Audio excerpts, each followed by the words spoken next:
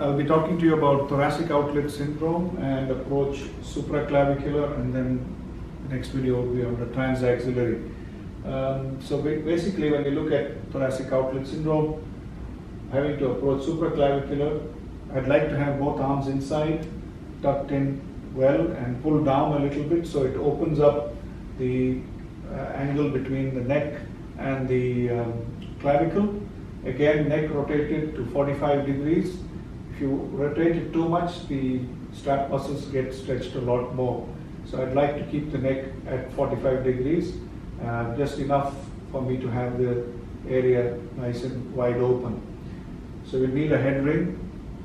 Make sure you stabilize the neck, and a shoulder ring so it opens up the space for you. Starting with an incision about 2 centimeters above the clavicle, staying more medially. You could feel the sternomastoid border, and then go on for about 4 to 5 centimeters. You'd cut through the platysma, and then you'll come to the supraclavicular pad of fat, which I start mobilizing from laterally, superior superolaterally, and then come medially, and then inferolaterally, which forms a tongue. And so the tongue falls back like that, and then I take a 3-0 Vicryl or silk to just keep it away and hanging away. Of course, you need a good set of self-retainers to open up the incision. Make sure you have a bone cutter and nibbler in the theater. And well, I should say that we need to make sure that we are operating on the right side or the correct side, and that's, I think, vital for any vascular surgical procedure. We do not want to be found in an embarrassing situation. So please make sure you're operating on the correct side. Doubly check even if you know the patient, and so on.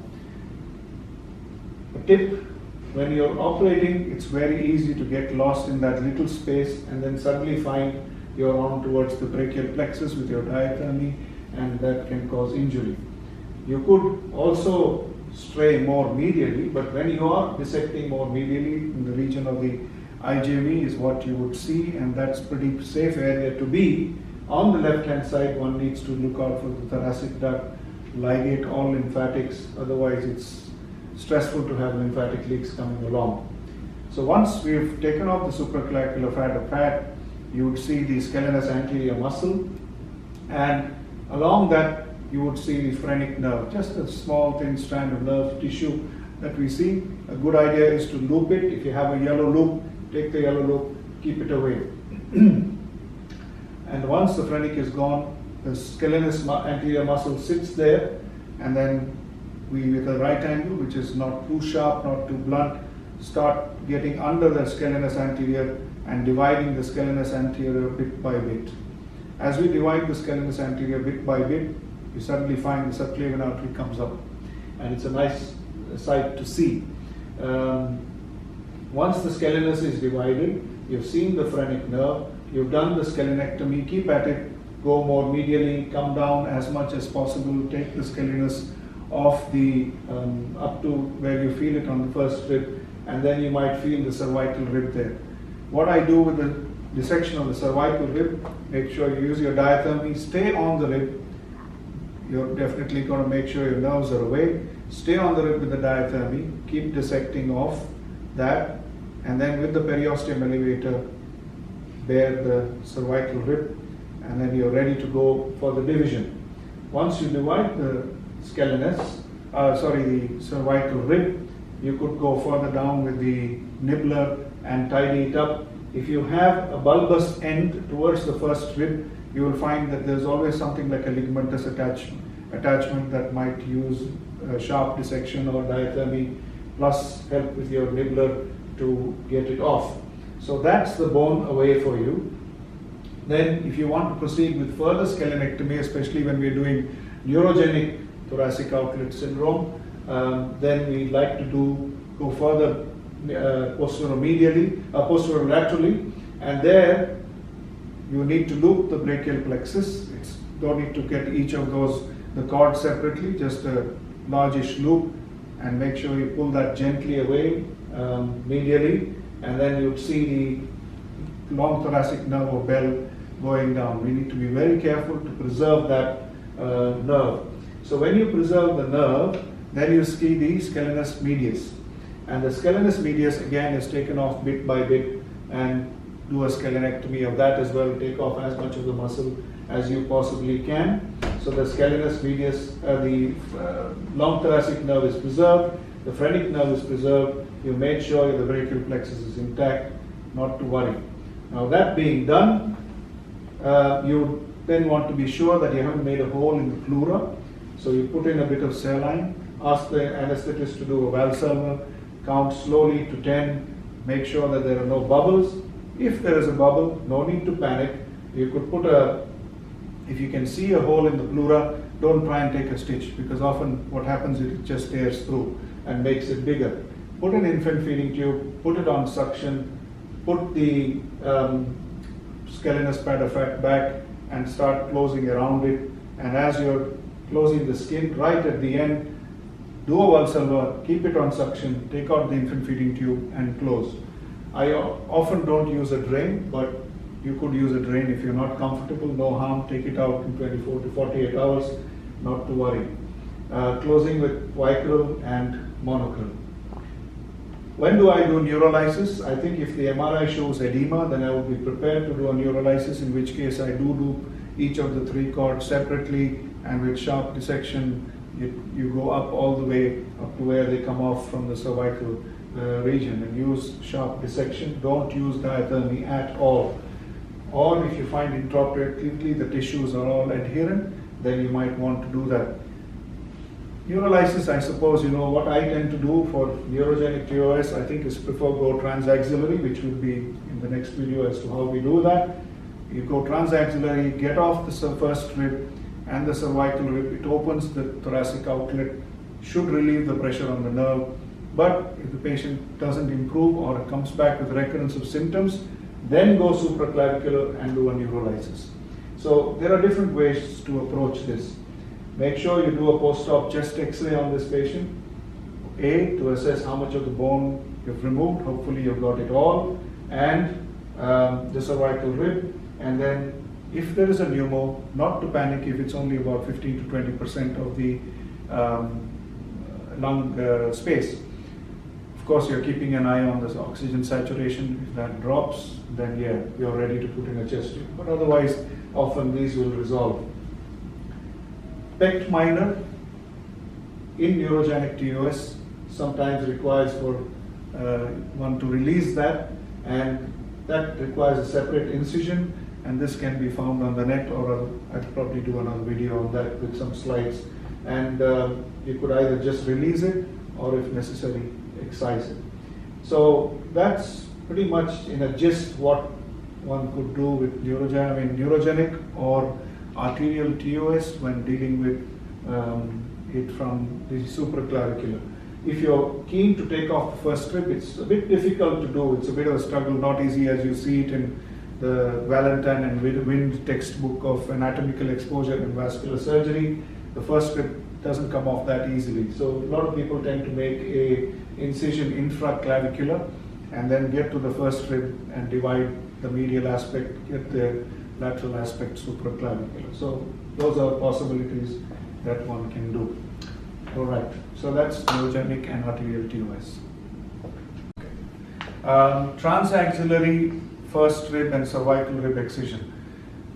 I think it again depends on where and how you've been trained and so on. I'm very comfortable with transaxillary first rib resection and cervical rib resection, thanks to my mentor, Professor Sunil Agarwal, who gave us that confidence in doing this. Now, the transaxillary first rib cervical rib resection was made famous by Roos, and this paper is available on the internet, and it's definitely worth a read on how the procedure is done and the positioning and so on. All going well, it's done in about 45 minutes and you're home dry. Now, what I would suggest is that we get a double lumen tube put in, just in case you have a big rent in the pleura and the anesthetist loses control on ventilation and so on. Not a bad idea to get a double lumen tube. and get your assistant to learn what is called the Roux grip. The Roux grip essentially requires for the patient to be semi-lateral like this. You don't put them fully lateral, sort of semi-lateral this way. You have the opposite arm out. Make sure you have a silicone gel pad or a roll here because you need to protect the plexus on this side. You have enough protection at the back and the front and patient strapped so that they don't fall off. And then if you have them in the semi-lateral position, the assistant would stand behind me, I mean in the video. I also like to have an ether screen along here, should be fairly robust. And then when you paint and drape, you make sure you paint and drape the arm and all the way up to here. Have a sterile sheet, person who's holding the arm drops, and then you put the drapes over, wrap it up in sterile bandage, and now you're ready because this part is all open and it's kind of covered from here and draped. I'd like to put this onto the ether screen with a towel clip onto the drape that you put, so the arm kind of stays there, but the assistant has to still support it because otherwise it will tear through. So while you're doing that, then we have this open, so you have the triangle nice and open here. Make sure that the assistant has a standing stool because it's difficult to do that. So if they're on a higher level, one arm comes here and you need to look at a picture of the Roux grip. We'll try and include that in this video so you know what the Roux grip is. And then the assistant just gently pulls the arm up when you're coming closer to the first strip and going posteriorly where the brachial plexus comes. And that's how you reduce the injury. It's very easy for the assistant to get tired and drop the hand down, your visibility goes down, and so does the increased incidence of injury to the plexus. So lateral position, kind of semi as I've shown, make sure the arms out, have your gel pads and patient strapped. Have the ether screen, make sure that you can support it and you've got a sterile wrap around there. Another important thing for the main operating surgeon is to have a headlamp because the light is going to become fairly less into a tunnel-like thing. So you're going to be operating almost like in a tunnel, and often what happens is that the assistants cannot have a look. Unfortunately, that's the downside of this procedure, that the main operating surgeon is the one who gets the best view. If you do want to show your assistants, then you need to move out of the way and then kind of get them to come and see what you're doing. And to keep the assistant who's doing this interested, good idea for them to say, come down from your high horse, the standing stool, come have a look and then go back. So do that now and then. And once the headlamp is in place, make sure you're happy that you're actually looking into the axilla before you go to scrub. And the table needs to have a long handle for the diathermy, so you're not obscuring your view because the incision is what, about 4 or 5 centimeters, and you're looking into a tunnel that way. Incision is made along the hairline of the axilla, just below the hairline, and then once you get down the axillary pad of fat, push it away. That's pretty much blunt dissection, and through feel, you can feel the curve of the first rib. Very easy to take the second rib out. It does happen, and you won't be the first one to do it if you do so. And then you feel for the first rib, and then if you try and do that, you can feel for the flat. All this is just by feel. You won't be able to see much. That requires for you to have the correct size of gloves then. So just make sure you do that as well. Then what I tend to do is use the diathermy and cut on the first rib. As I cut on the first rib, make sure your assistant has the sucker in because you need to get the smoke out, otherwise visibility goes away. A good thing to have is also the thin devers, so they are there and retracting the muscle away for you. You need one on the lower side, one on the upper if needed to be added, but thin long devers are a good instrument to have to go in and retract for you. You can't use really a self-retainer here.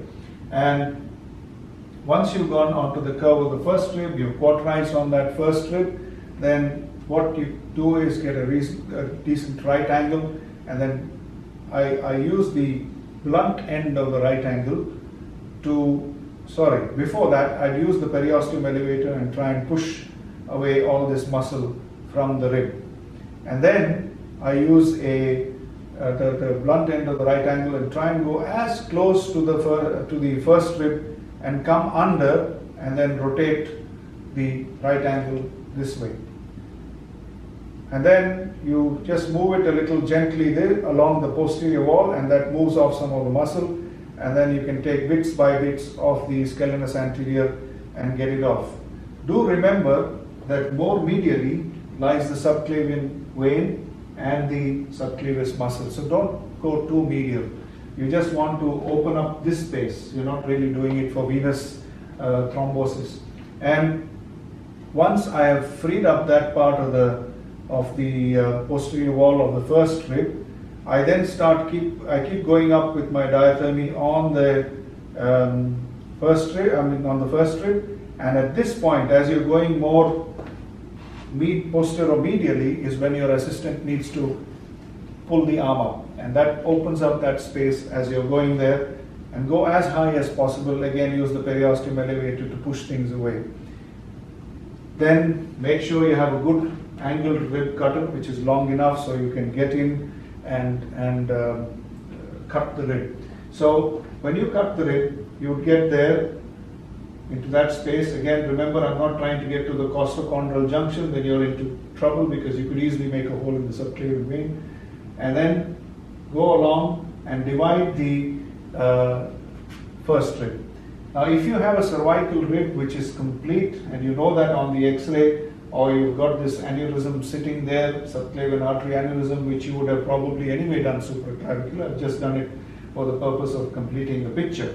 And then you feel the cervical rib. Again, your assistant pulls at that point of time, and under vision, you diathermy on the cervical rib and try and get it off. After you do what you can safely, you use a periosteum elevator and try and clear it off anteriorly. So once that is done, this is the attachment to the first rib here. I would divide the first rib, and then you're left with a hanging bit of the cervical rib, perhaps attached to the first rib. And you could use another bone cutter and divide where you can safely. All that you're doing posteromedially, and as you go further deeper, get your assistant to pull up. Please remember, they tend to get tired. It's not easy to lift up the arm that way. It is heavy. So give them time, settle down, and then come back again to get them to elevate, and then go further behind. So at this point, what I tend to do then is to start using your nibbler, and then you start taking out bits and bits of the first rib as far as you can probably go, and even the cervical rib. It can all be done pretty much by feel. You kind of feel, then get in with your nibbler and ask the assistant to lift, and you'll see just that bit of bone sticking out, and then you nibble it back. And having done that, we then have to be careful of a few things here. You can injure the subclavian artery, and if that happens, yes, you need to be ready. If that happens, just pack, call for help. You might have to do a sternotomy, unlikely, but you could manage this in the sense that you'd have to then complete into a thoracotomy to get control, because that's the best way to get to that part of the subclavian. So not really a sternotomy. So get help from the cardiothoracic surgeons if you're not comfortable, but just pack, don't panic, pack, put pressure, call for help. Now, having done all this, nibbled back, I'm happy that I'm not leaving any sharp edges and so on. Looks fairly clean. Then I would put saline into the cavity, let the bubbles go away, and once the saline has settled down, get the anesthetist to do a Valsalva. If you see bubbles, then yes, there is an opening in the pleura. Don't be disappointed. It happens more frequently than one would care to admit. And if that happens, again, if you can see the hole, don't try and start taking a stitch. Pleura will only become wider and wider. Both the tear will become wider and wider. So what you do then is put the infant feeding tube, connect it to a suction, and then just start closing. So it's just the subcutaneous fat, and as you're closing the incision, starting away from you, coming posteriorly, let the infant feeding tube sit there. Get the anesthetist to do a Valsalva, and while the tube is still on suction, pull it out and close. Again, like we do for supraclavicular, get a post-op chest x-ray, make sure you've got enough of the rib and stuff, you're happy with that, make sure you've got the correct rib, and if there is a pneumothorax, up to 20% acceptable while you're keeping an eye for any desaturation. So all that being said and done, patient is fine, you're happy, they can be discharged in a day or two. I don't usually put drains because that really doesn't help.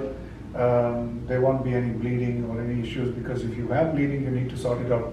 Leaving a drain in that cavity inside is not going to help. And with that, I think pretty much we're done with covering both transaxillary and supraclavicular approach with the pec minor release, which we will do as a short video later on, but that's about it for thoracic outlet syndrome. Thank you, sir.